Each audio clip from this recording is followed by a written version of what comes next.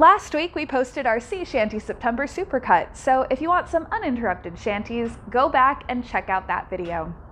This week though, we wanted to end our throwback month with some of our channel's most popular videos of all time.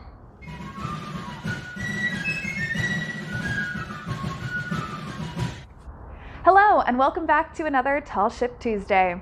My name is Caroline, and since we have spent the month looking at some of our favorites from the past year, let's spotlight some of our other favorites. We've been making videos on this channel since 2020, so there is a lot to choose from. So we thought, let's count down our 3 most popular videos of all time. Our third most popular video is one from about 2 years ago with an old favorite you may remember on this channel, Bosun Jeremy. We learn all about the history of the sextant and how some historical figures used it to navigate with the stars. In third place, the sextant.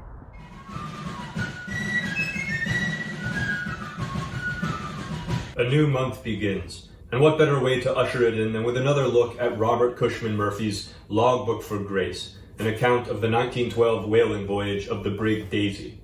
Here is Murphy's entry for November 2nd. November 2nd, latitude 30 degrees 54 minutes south. Today, a haze has obscured the horizon, and the old man failed to get a good morning sight for longitude. He is not content with yesterday's longitude either, and I suspect that the parallel of this noon is a position of dead reckoning rather than a satisfactorily figured fix. So, all day he has been muttering about making a stellar shot this evening in the brief period of twilight during which both horizon and navigational stars may be clearly discernible. Now, in the Navy or in a modern merchant steamer, shooting the stars at dusk or dawn is commonplace, taken in one stride. Not so on the Daisy. Here it seems to be a rare and last resort, a bold and esoteric rite. The old man has been preparing himself as for a great ordeal, poring over Bowditch, the nautical ephemeris, and a star chart. He seems to want the awesome rumor to get around the brig, the old man's going to try for a stellar. What Murphy means by all this talk of shooting the stars and trying for a stellar is that Daisy's captain is going to observe the height of certain celestial bodies relative to the horizon in an attempt to determine the ship's position. In order to accomplish this, he will most likely make use of a device called a sextant. Here is Providence's own example. I will leave it to Dean King to define the object further in his excellent A Sea of Words. Sextant, a handheld optical instrument invented in 1757 by Captain, later Admiral, John Campbell, and used in navigation for measuring horizontal and vertical angular distances between objects, especially for observing the angle of celestial objects above the horizon and determining longitude and latitude at sea. The ultimate refinement of the quadrant, a sextant, so called because its calibrated arc or limb is 1/6 of a circle, is highly accurate. The sextant is indeed a fantastic refinement over other navigational devices. It has a greater angular range than the earlier octant and has several notable advances over much earlier devices such as the cross staff, not the least of which is the system of shaded lenses and mirrors that save a would-be navigator the discomfort of having to stare directly into the sun while taking observations. On board naval vessels, navigation is generally the responsibility of the sailing master, a warrant officer specially trained in taking observations and in plotting a course on a chart. The captain and his lieutenants are also expected to be proficient in this art, and young midshipmen are generally instructed in navigation as part of their education and training. In the merchant service, a sailing master is generally not employed, and so the responsibility for navigation falls to the captain and his officers. Here is Richard Henry Dana Jr. to explain the system in The Seaman's Friend. Please note that in this particular context, master is synonymous with captain. Every day, a few minutes before noon, if there is any prospect of being able to get the sun, the master comes upon the deck with his quadrant or sextant, and the chief mate also usually takes his. The second mate does not, except upon a Sunday or when there is no work going forward. As soon as the sun crosses the meridian, 8 bells are struck and a new sea day begins. The reckoning is then corrected by the observation under the master's superintendence. the master also takes the lunar observations, usually with the assistance of both his officers, in which case the master takes the angle of the moon with the star or sun, the chief mate takes the altitude of the sun or star, and the second mate the altitude of the moon. It pays to be in good practice when it comes to celestial navigation. In the year 1789, the crew of His Majesty's ship Bounty mutinied against their captain, William Bligh. Bligh was forced into a small open boat with 19 loyal men and set adrift in the middle of the Pacific Ocean. To say that the odds were stacked against this wretched company would be an understatement. But just before the boat was cast adrift, the mutiny's ringleader, Fletcher Christian, handed Bligh down his own sextant, saying, "There, Captain Bligh, this is sufficient for every purpose, and you know the sextant to be a good one." Armed only with the sextant and a pocket watch, Bligh successfully navigated the boat over 3,500 nautical miles of open water, finally reaching a Dutch settlement on the island of Timor. Bligh lost not a man during that voyage, although several did become ill in the boat and succumbed shortly after making landfall.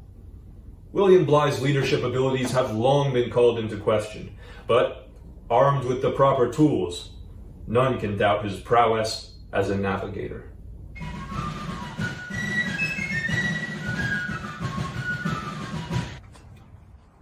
Going back to May 2021 for Asian and Pacific Islander Heritage Month, Jeremy teaches us all about a type of traditional sailing vessel in China. This ship was incredibly advanced for its time, with technologies years away from any European capabilities. So let's jump back to this brief discussion of the junk rig.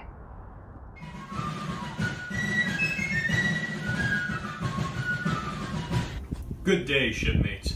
As some of you may be aware, May is celebrated in the United States as Asian and Pacific Islander Heritage Month. Since it would be an exercise in utter futility to attempt to sum up the maritime endeavors of a group that encompasses more than half the world's population in a single or even in a long series of discussions, I shall instead set my sights on a rather narrower goal. Today, we shall apply ourselves to the study of perhaps the best known of Asian sailing ships, the Chinese junk.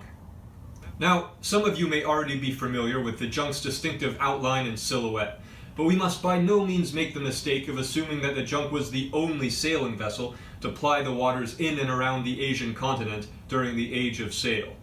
For the sake of brevity, I shall make no mention in this video of such fine vessels as the lateen-rigged Arab dhow, the Indian sambuck, the Chamorro proa with its characteristic outrigger and crab-claw sail, or any of the other countless types of watercraft that were for centuries the means of trade, exploration, warfare, and transportation in Asia and the Middle East. And so, on to the junk. There is a great deal of variation in the construction and design of junks, but they all share a few basic characteristics. Firstly, junks are fitted with fully battened sails and are fore and aft rigged. That is, their sails lie along the longest axis of the vessel, like a schooner, rather than athwartships as on European square riggers. The battens hold the sails out flat, providing structure and making them easier to handle, as well as providing a great many reef points. One Chinese saying has it that junk sails are shaped like human ears and are always listening for the wind.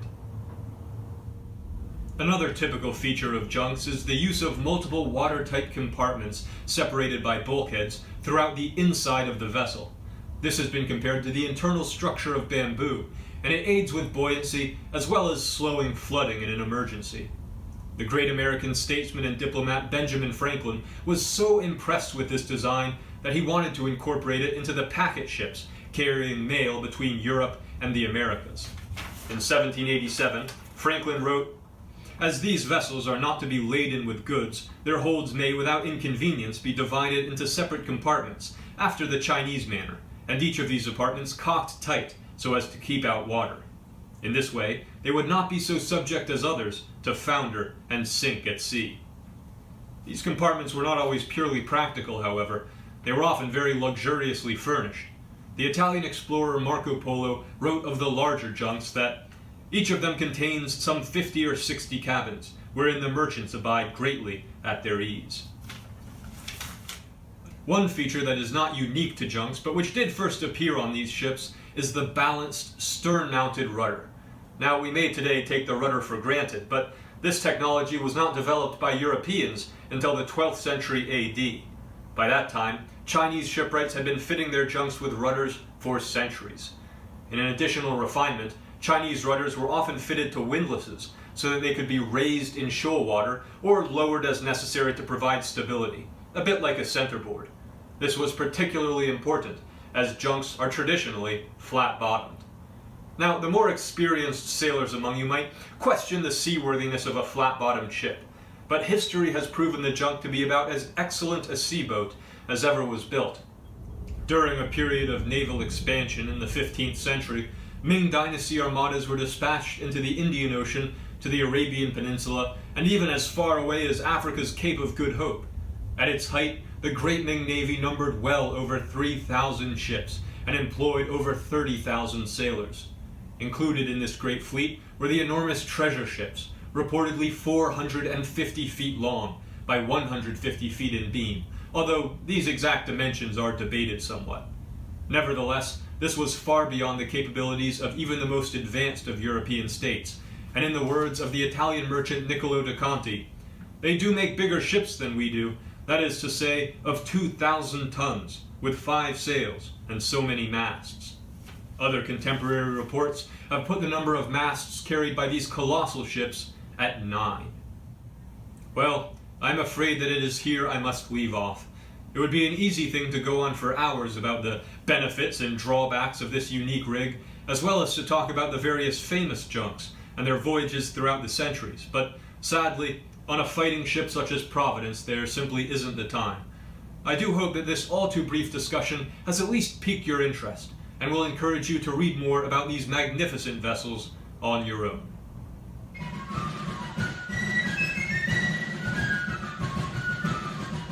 So, what was our most popular video to date?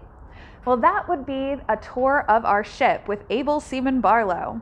This is a great way to get your bearings on our ship, with everything from the directionality of the ship to an introduction of different parts of the ship. It is no wonder that it was so popular, as Barlow inducts you into the crew and brings you along with charisma and passion in Tour of Providence, Tall Ship Providence.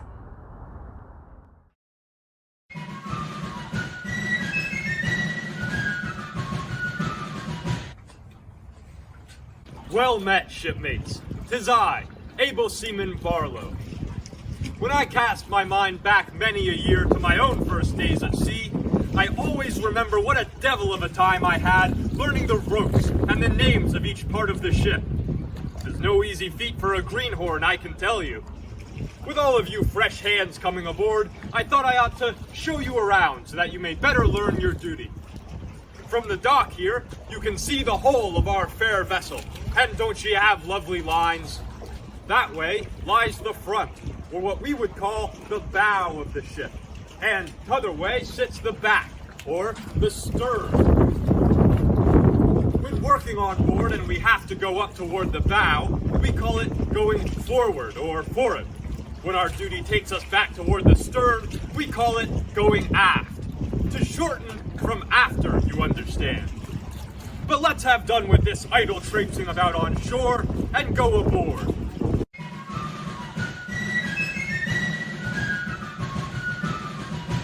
Here we are all the way forward, in the bow of the ship. See you this long spar behind me? 'Tis the bowsprit, and that smaller spar lashed to the end of it is called the jibboom. They hold up sails called jibs.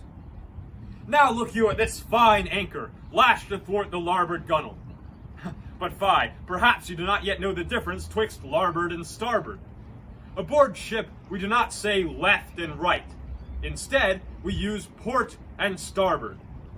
When facing forward, port means left and starboard right. Larboard is just an old-fashioned way of saying port, but we don't much use it anymore because it sounds too much like starboard. I know this may all seem rather bewildering at first, but fear not, all shall become clear soon enough. Our anchor, for example, is to my right, but it sits on the port side of the vessel. Know you the purpose of an anchor, shipmates? When we wish the ship to stop, we simply drop the anchor, and it catches on the bottom. When we desire to get underway again, we just raise or weigh the anchor using this windlass here. Now let's go a little further aft, and I shall show you the mast and Providence's guns.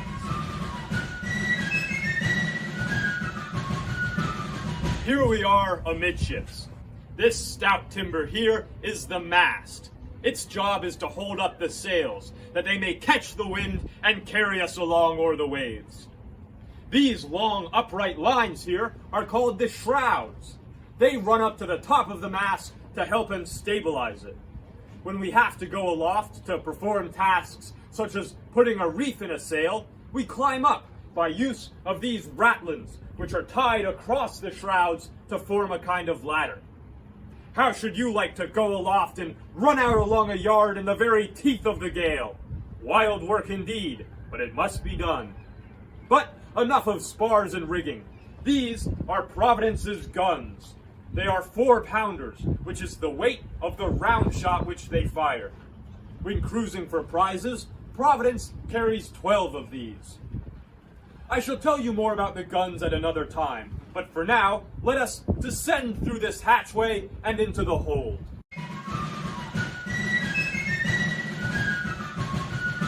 This is Providence's hold. 'Tis here that the crew sleeps, and where we stow our provisions and gunpowder. It may look a bit empty now, but during wartime it is not uncommon for Providence to put to sea with 70 or more souls on board. Add to that barrels of ship's biscuit and salt pork, casks of rum and fresh water, garlands of shot, and kegs of powder, and you have a tight squeeze indeed. 'Tis small wonder that Navy regulations allow no more than 18 inches per man in which to swing a hammock. When underway, these lanterns are forbidden. Instead, we rely on these deck prisms, which let in a small amount of light from the deck above. Now let's head back up on deck ourselves. No doubt you wish to see the aft cabin.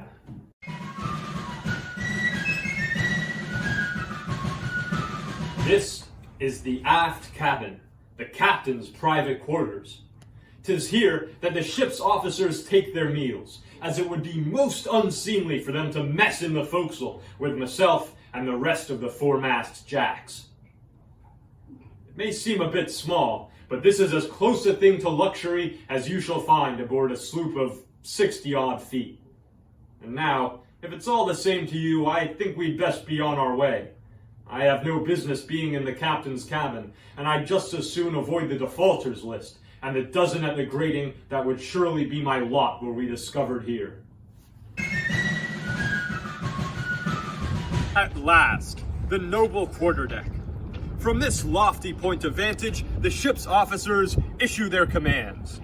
By long-standing naval tradition, the windward side of the quarterdeck is reserved for the captain. That's whichever side the wind strikes first. From up here, it is easy to see the whole sweep of the deck and make decisions regarding the sailing of the vessel. This long spar here is known as the boom. Its function is to hold the mainsail out straight so that we may catch as much wind as possible. Just don't forget to duck when we come about. This pole here is called the tiller. It connects to the rudder, which allows us to steer the ship and set a straight course. On larger ships, there would be a wheel, but for our purposes, a tiller serves very nicely. For defense, the quarterdeck is lined with these swivel guns. They generally fire a hail of small iron balls known as grape shot, which is excellent for sweeping clear an enemy quarterdeck preparatory to boarding. They may be small, but they are deadly little machines, I can assure you. Finally, we have the binnacle. This box contains the ship's navigational instruments. When sailing on the vast and featureless ocean, knowing your location and heading is a matter of life and death. So these instruments are extremely important. Unfortunately, they are also extremely delicate, so a strong and well-built binnacle is an absolute necessity.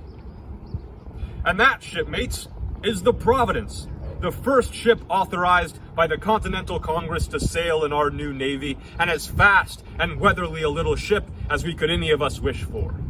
I do hope that you will feel a little more at home aboard her now, and I would also encourage you to refer to our glossary provided on our website to refresh your memory on some of the terms we have discussed. I shall, of course, be returning in subsequent weeks to show you more of the Providence, but until then, shipmates, I must bid you all adieu. I hope you all enjoyed these longer collections of some of our favorite videos from the year. If you did, let us know below. If you didn't, you can also let us know, but I will read your comments and probably cry, so keep that in mind. But in all seriousness, we have had such a fun time with you all in this little community, and we cannot wait to get back to our season in April. Until then, each week you can look forward to a video here, and stay tuned to our website, your emails, and social media for our upcoming events this season. Let us know below deck if you have any videos that you want to see this year, and what you're looking forward to most in 2024. Thank you all for joining the Tall Ship Providence Foundation on this Tall Ship Tuesday. If you like this video, please hit the like button and consider subscribing to the channel. We put out new educational videos each week about maritime history, seamanship, tall ships, and even the occasional sea shanty, so don't forget to share this with someone who might want to learn something new. Until next time, we hope to see you back again on another Tall Ship Tuesday. Bye!